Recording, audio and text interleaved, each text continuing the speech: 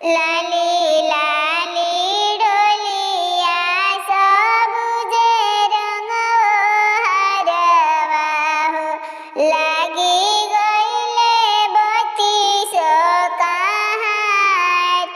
लाली लाली डोलिया के सबुजे रंग हरवा हो लागी गईले बत्तीसो कहार।